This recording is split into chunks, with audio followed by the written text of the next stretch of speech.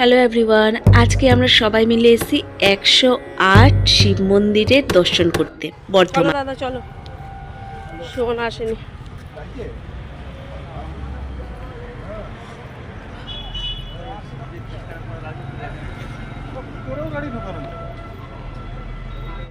আমরা জানতাম না, আমরা রাস্তার উপরেই গাড়ি রেখে এসেছিলাম, কিন্তু আসার পরে দেখলাম যে ভিতরে এদের খুব সুন্দর পার্কিং আছে। বাইকের জন্য 10 টাকা আর গাড়ির জন্য 20 টাকা এরা মাত্র নিচ্ছে, কিন্তু পার্কিংটা খুবই ভালো। মন্দিরে ঢোকার সময় বিশাল বড় একটা গাছ আর শিবলিঙ্গ, আর তার আগে শ্রী গণেশের একটা মূর্তি, যেটা আপনারা দেখতেই পেয়েছেন। এসেই সামনে জুতো রাখতে হয়েছে মন্দিরে। তো জুতো রাখার মূল্য হচ্ছে 1 টাকা করে পার হেড। খুবই ঠান্ডা এখানে, গাড়ি থেকে জাস্ট নামলাম। চলুন তাহলে 108 শিব মন্দির বর্ধমানের দর্শন করি।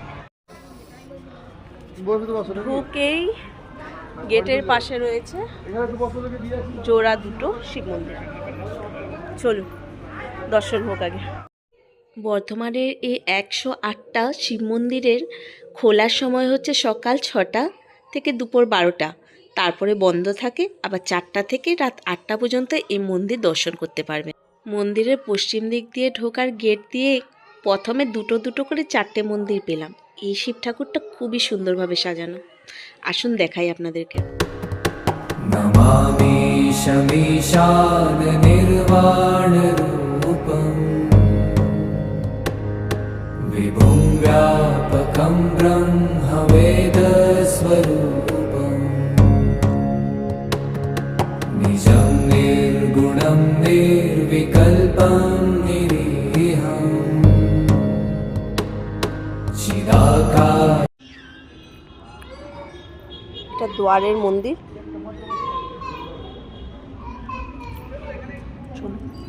এটা আপনাদেরকে দেখাই।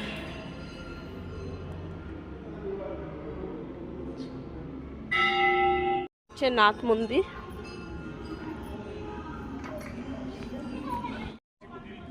এই হচ্ছে নাথ মন্দির। এখানে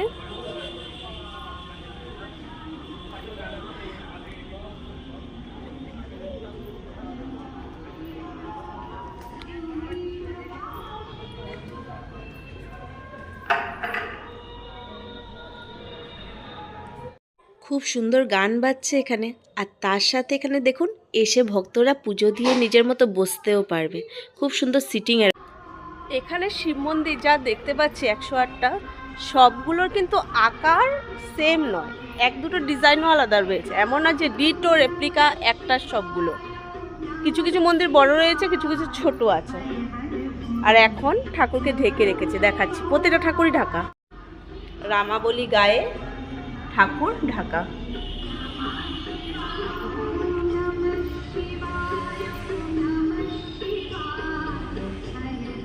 প্রতিটা ঠাকুরই এখন শয়ন দেওয়া হয়েছে হয়তো, তার জন্য রামাবলী গায়ে দিয়ে ঢেকে রেখেছে। দেখতেই পাচ্ছেন আমার পিছনে কি সুন্দর। এখানে অ্যাকচুয়ালি মেন গেটে লেখা আছে যে মন্দির আছে 109টা, কিন্তু আমি কাউন্ট করে টোটাল দেখলাম মন্দির 109টা না, মন্দির 108টাই আছে, 9টা নয়। এই নকশার ফটোটা দেখে আপনারা নিশ্চয়ই বুঝতে পারবেন যে 108টা মন্দির এখানে কিভাবে গড়া হয়েছে। আচ্ছা বলা যাক, এই মন্দিরটা 1788 মানে অলমোস্ট 230+ ইয়ার্স আগে বানানো হয়েছিল। এই জায়গাটার নাম হচ্ছে নবাবহাট, বর্ধমানের নবাবহাট। এখানে নাকি মুঘল আর পাঠানদের যুদ্ধ হয়েছিল, তার জন্য এই জায়গাটার নাম রাখা হয়েছে নবাবহাট। আর এই মন্দিরটা বানিয়েছিল মহারানী বিষ্ণু কুমারী দেবী, যিনি ছিলেন তিলক বাহাদুর, যে রয়্যাল ফ্যামিলি থেকে বিলং করে, উনার স্ত্রী। 108 রুদ্রাক্ষের মালা থেকে ইন্সপায়ার হয়ে মন্দিরটা বানিয়েছিলেন। আমার সাথে অর্ণব আর সুমনার বড় এসছে, বাট ওরা কোথায় আছে আমি খুঁজে পাচ্ছি না। আর এখানে খালি পায়ে পা প্রচণ্ড টিনটিন করছে ঠান্ডায়। যা আমি বললাম 230 ইয়ার্স আগে যেহেতু মন্দির, এটা 1965-এ অলমোস্ট ভেঙে শেষের পথে ছিল, কিন্তু বিড়লা কল্যাণ ট্রাস্ট থেকে এটাকে 1965-এ আবার সংরক্ষণ করা হয়। আর এখন দেখুন মন্দিরটা কি সুন্দর। মন্দির 108টার সাথে এখানে আবার একটা জায়গাতে 108টা ঘন্টাও লাগানো আছে। এই ঘন্টার আওয়াজগুলো যেন এই জায়গাটাকে আরও বেশি পজিটিভ করে তুলেছে। একটা শিব মন্দিরের বাইরে পাথরের মধ্যে নিজেদের পরিবারের নাম লেখা। কোনো ঠাকুরমশাই পেলে আমি জিজ্ঞেস অবশ্যই করবো কেন রামাবলী গায়ে দিয়ে রেখেছেন সমস্ত ঠাকুরকে। আসুন এই জায়গাটা দেখাই 1 মিনিট। ওই দূরে একটা মন্দির, এই অর্ণবের কাছে এদিকে দেখতে পাচ্ছেন, এদিকে এক সারি আর এইদিকে ইস্ট ওয়েস্ট নর্থ সাউথ প্রতিটাই সুন্দরভাবে কভার করা হয়েছে। তো সাবিত্রী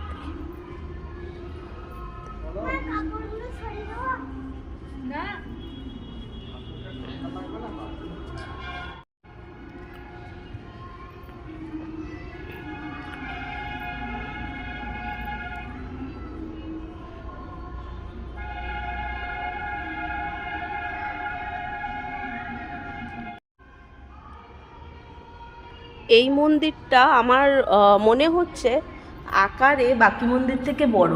আর একটা মন্দিরের ভিতরে আমি ঢুকে দেখাচ্ছি। এই হচ্ছে ওপরটা, একটা ঘন্টা, আর এই হচ্ছে আমাদের ঠাকুর, আর এই তার দুটো দ্বার। ঠিক বেরিয়ে তার উল্টো দিকে এই দুটো মন্দির। যতটা মন্দির, এই মন্দিরটা যতটা বড় ঠিক তেমন পাশেরগুলো কিন্তু অতটা বড় নয়। মনটা না টাচ ঠান্ডা হয়ে গেল, কি বলবো। অন্ধকারে জানি না আপনাদেরকে কতটা দেখাতে পারছি আমি, কিন্তু অবশ্যই বর্ধমান আসলে এই 108টা মন্দির যে আছে দর্শন করবেন, একদম করবেন। দারুণ জায়গা, মনও ভালো হবে, এক ধরনের মেডিটেশন হবে। এতগুলো মন্দির একসাথে, এটা তো একটা পজিটিভ এনার্জি আছে বলুন, তো সেটা আমাদেরকে অবশ্যই টাচ করবে। অ্যান্ড এই পজিটিভিটি অন্য জায়গাতে পাবেন না, কেন কি 108টা একসাথে শিব মন্দির। ওয়েস্ট বেঙ্গলে আমার জানা মতো এমন মন্দির 108টা শিবের দুটোই আছে, একটা কালনাতে আর একটা বর্ধমানে। বাহ, এদিকে দেখুন। नमामि शमीशान निर्वाणरूपम् विभुं व्यापकं ब्रह्मवेदस्वरूपम्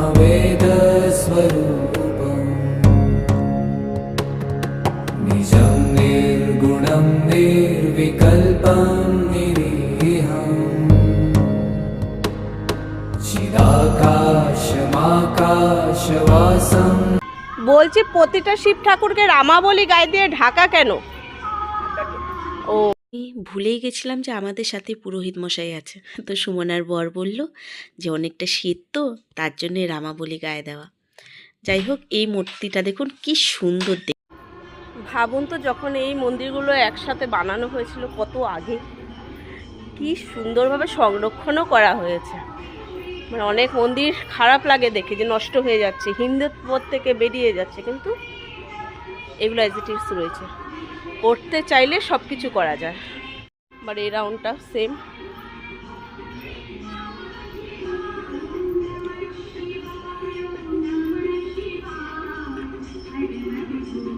মন্দিরের গ্যাপটা দেখুন, উফ, চারটাকে কি ভাল লাগছে আজকে দেখতে। এদিকে পুরোপুরি গার্ডেন, মাঝখানে রয়েছে পুকুর।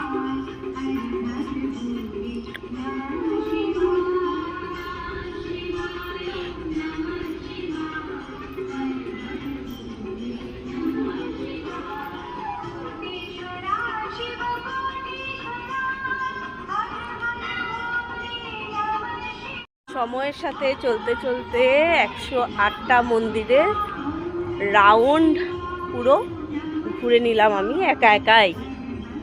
একা না, মহাদেব ছিলেন সাথে। একা ঘুরিনি, বলাও যাবে না, তো ভালো লাগলো। আমরা বেরিয়ে গেলাম মন্দির থেকে। এখানে অনেক কিছু দোকানও আছে, একদম মন্দিরের গালুগো। এখন জুতোগুলো নেব। আর এখানে বিশ্রাম কেন্দ্র রয়েছে দেখতে পেলাম। আমি জানি না এখানে টোকান বা কোনো অ্যামাউন্ট লাগবে নাকি, কিন্তু লেখা রয়েছে। আর এই বাইরের মূর্তিগুলো দেখুন কি সুন্দর দেখতে। মহাদেবেরই এক একটা রূপের মূর্তি এখানে চতুর্দিকে রাখা আছে।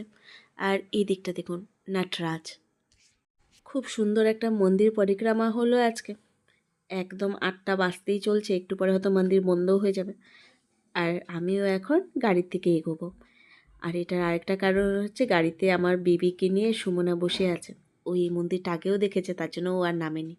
যাই হোক, আমাদের খুব ভালো ঘোরা হলো। আশা করি আপনাদের ব্লগটা অনেক ভালো লেগেছে। আর আপনারাও একবার না একবার সময় পেলে টুক করে বর্ধমানের এই মন্দিরটা অবশ্যই দর্শন করবেন। তাহলে ব্লগটা এখানে শেষ করছি। আবার দেখা হবে পরের একটা ব্লগে। টাটা। আয়